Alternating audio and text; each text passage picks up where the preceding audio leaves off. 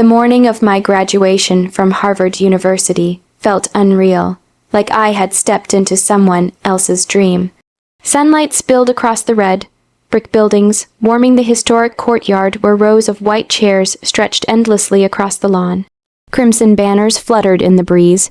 Families crowded the pathways, dressed in their best clothes, holding bouquets wrapped in cellophane that crackled like tiny fireworks.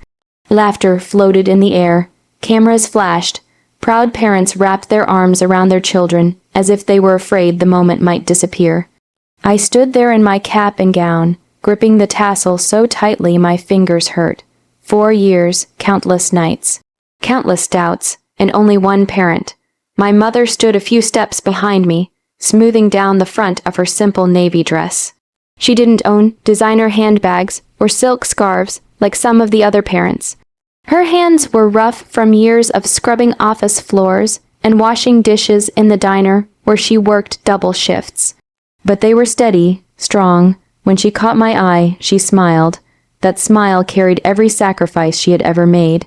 When I was 10 years old, my father walked out of our small apartment with a suitcase and a promise to come back soon. Soon became weeks. Weeks became months. Months became silence. At first, I kept checking the door every evening, convinced I would hear his key turn in the lock. I kept my drawings to show him, my report cards, my gold stars, but the door stayed closed, the phone stayed quiet. And my mother stopped mentioning his name. There were nights when the power flickered because the bills were late. Nights when my mother skipped dinner, pretending she had already eaten at work. I learned early how to stretch $1, how to study while the washing machine hummed in the background of someone else's house where my mother cleaned. I learned what exhaustion looked like, and I learned what strength felt like. By the time I reached high school, the word father had become something abstract like a storybook character. Other girls talked about their dads teaching them to drive or embarrassing them at school events. I smiled and nodded, pretending I understood.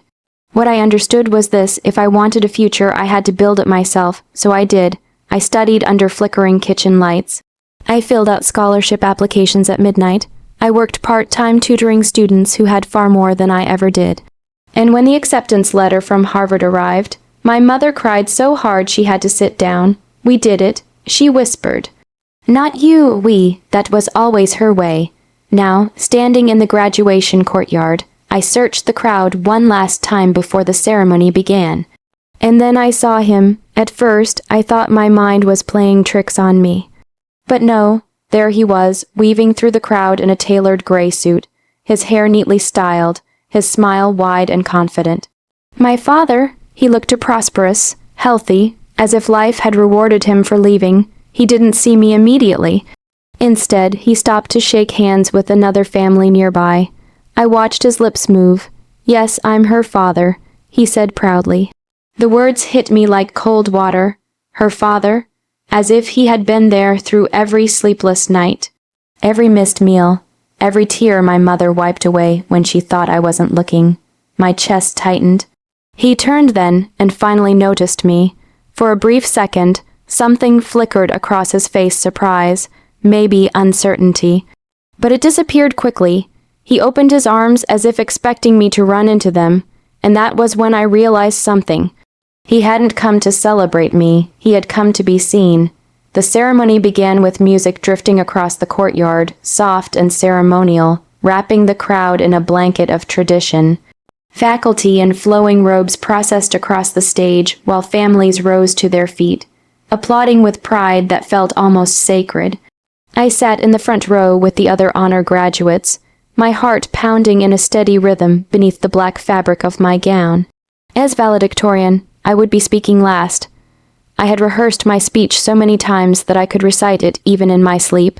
Every word had been carefully chosen. Every sentence carried years of struggle. Across the aisle, I saw him. My father had moved closer to the stage. Somehow, he had secured a seat far nearer than where general guests were assigned. He leaned back confidently, crossing one leg over the other as if this event had been arranged for him personally. Every now and then he glanced around to make sure people noticed him.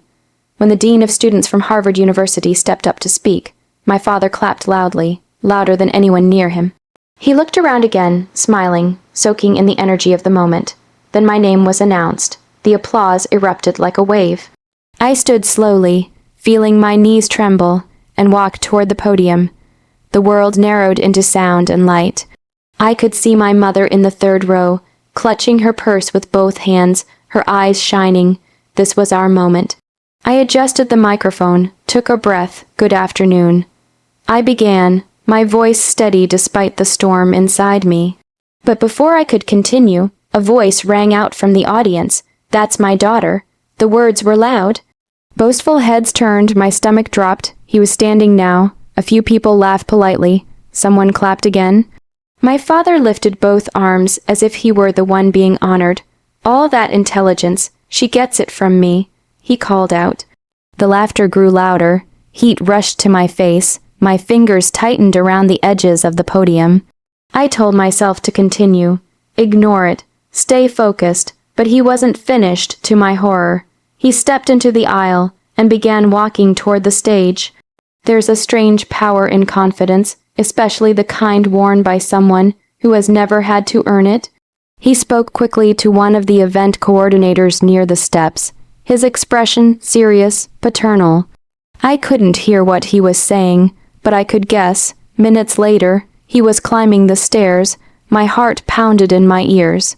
He reached the podium beside me and placed a firm hand on my shoulder, squeezing as if claiming ownership. Just a few words, he said into the microphone, not asking but declaring. The crowd quieted. I just want to say how proud I am of my daughter. He began smoothly. From the time she was little, I pushed her to aim high. I taught her discipline. I always told her she was destined for greatness. Each sentence felt like a theft. I remembered empty chairs at school plays, missed birthdays, the day my mother cried over unpaid rent. And here he was rewriting history in front of hundreds of people. I made sure she stayed focused. He continued. A child needs strong guidance. Without it, success like this simply isn't possible. My mother's face came into view over his shoulder.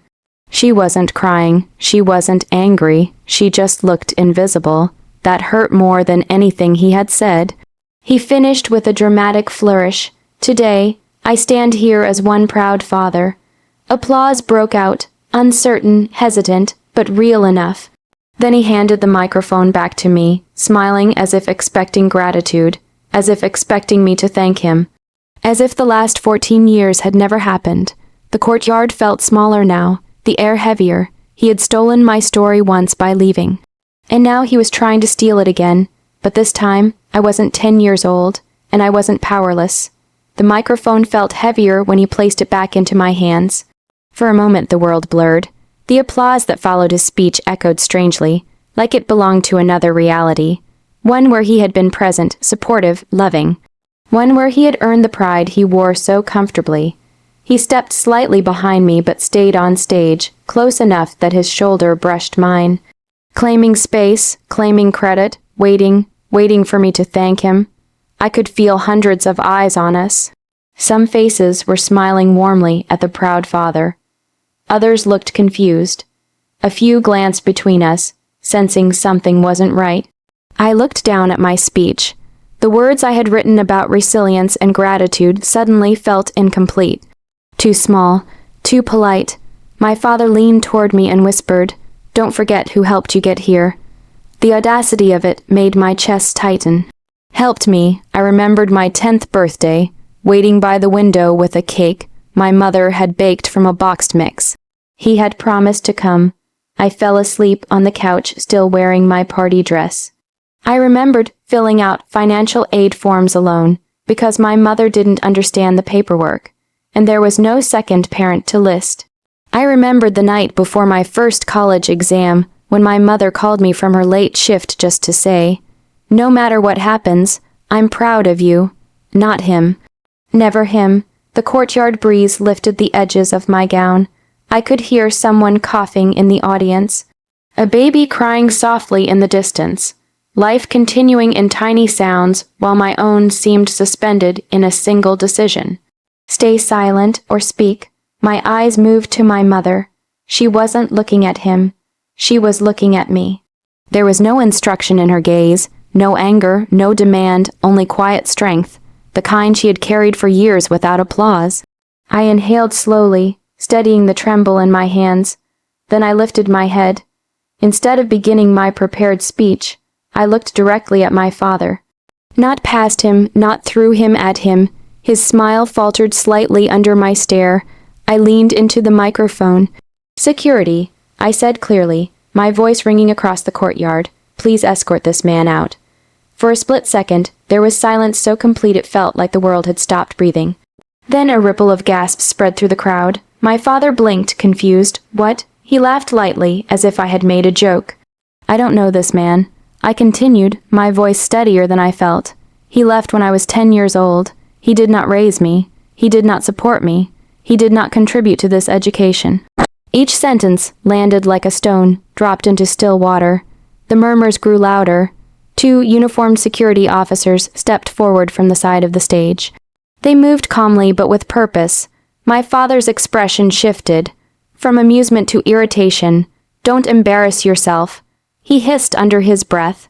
"You're being emotional." Emotional, the word he used whenever my mother tried to talk about unpaid bills. The word he used when I cried the night he packed his suitcase. One of the officers reached him gently. "Sir, we're going to need you to step down from the stage." He pulled his arm back. "This is my daughter's graduation, and this is my achievement," I replied quietly into the microphone. The crowd had gone completely silent now. He looked at me, as if seeing me, for the first time, not as a child waiting for approval, but as someone who no longer needed it. For a moment I thought he might argue louder, make a scene, but pride works differently when the spotlight shifts. The officers guided him toward the stairs. His polished shoes clicked sharply against the stage as he descended. No applause followed him this time, only whispers. The large wooden doors at the back of the courtyard opened, then closed behind him with a heavy finality. And just like that, the man who had once walked out of my life had been walked out of my graduation.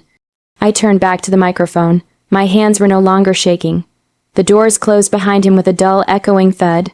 For a few seconds, no one moved. The courtyard, so full of celebration moments before, felt suspended in something deeper. Not scandal, not drama. Truth. I stood alone at the podium, the microphone steady in my hands now. The air felt lighter, like something heavy had finally been lifted from my chest. I could have ended it there. I could have stepped away and let the ceremony continue as if nothing had happened. But silence had protected him for 14 years. It was time it protected us instead. I looked out at the sea of faces.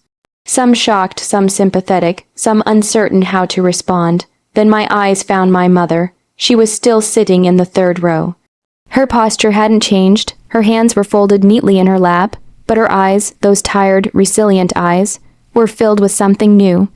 Not fear, not shame, relief. I swallowed and leaned toward the microphone. "I'm sorry for the interruption," I began gently.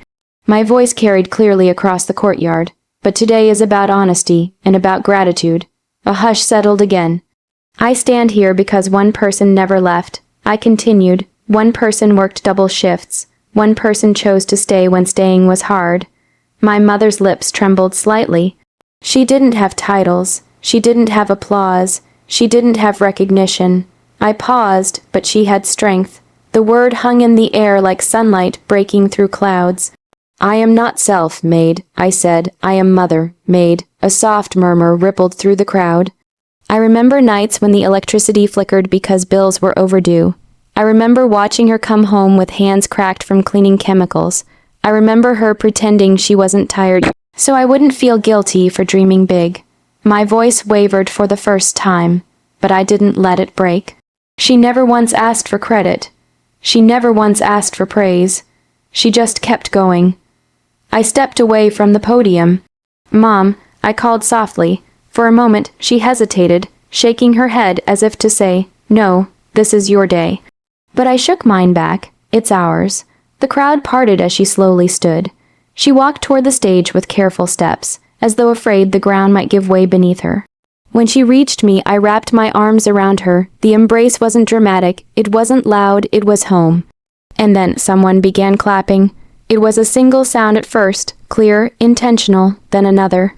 And another within seconds. The entire courtyard rose to its feet. The applause this time was different. It wasn't polite, it wasn't confused, it was powerful, it was earned. I felt my mother's shoulders shake against mine as the sound swelled around us. She had spent her life, invisible, working behind closed doors, wiping away her own tears in silence. Now hundreds of people were standing for her.